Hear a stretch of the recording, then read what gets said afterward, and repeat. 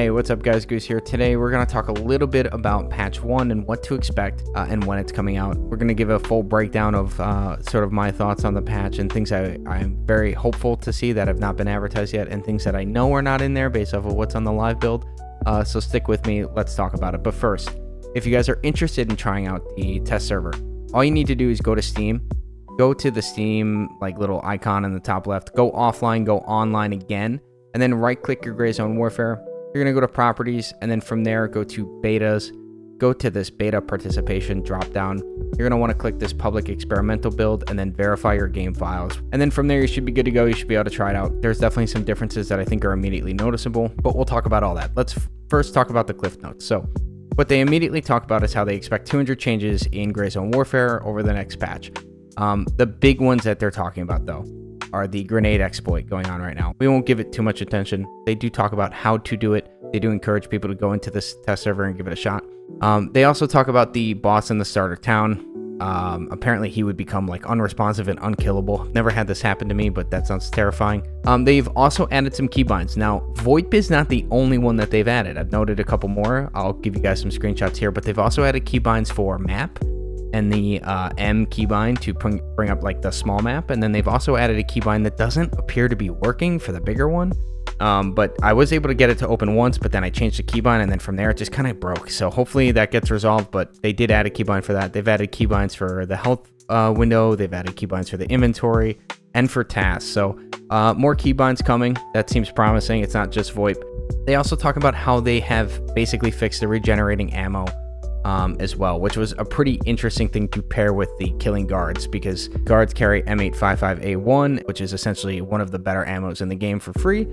So people could really stock up on what was essentially one of the best ammos in the game. And they've also tried to fix this: players are unable to loot their own bodies or bodies disappearing after death, both players and AI. And then also some people, and I've had this happen to me before too, when your game would crash, you would have vendor progression just totally reset. Not like you would lose rep or you would lose a quest line or anything like that, but you'd have to re-accept all your quests. It was super weird. I've had it happen to me twice. Now there's hundreds of things that it seems that they've left off, so that's really promising. Now a couple things that I did notice are not there though, that I was hoping to see. The first thing is that mags still come fully loaded, which is super annoying because they come with bad ammo. If I have gunny level 3 and I'm buying the 60 round M4 round, and I gotta unload that, and now I got FMJ 60 bullets just sitting in my inventory. When I go to sell it, it's still selling as a half stack. It's still selling as a half stack. I've never wanted to sell a half stack before. Why is it a half stack? I hope they fix this soon. It makes ammo kind of cluttering. I end up just destroying the ammo more than anything. So I was hoping to see that in this patch. It doesn't appear to be on the live build right now. And they've also not fixed helicopter destinations. They're not there.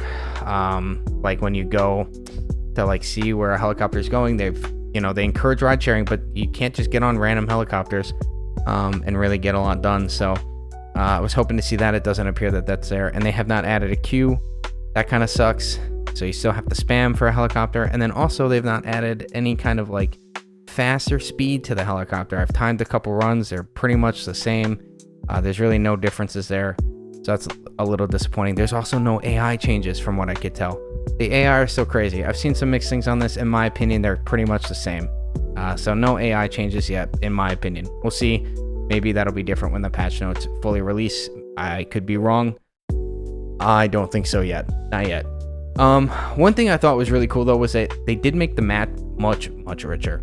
I'll show you guys a side-by-side. It is very, very different. You're going to notice it immediately. There's far more contrast to the new map than there was on the old one. Anyway, that's kind of the preview for the patch. I'm really excited to see what these other changes are. I will post a much more in-depth breakdown when the patch goes live. It looks like maybe early next week. So we'll go through that together. If you guys are enjoying my videos or finding them helpful, make sure to like and subscribe, especially because you know that breakdown's coming next week. We can talk about it in depth. But yeah, appreciate all the support, guys. I will see you guys in the next video.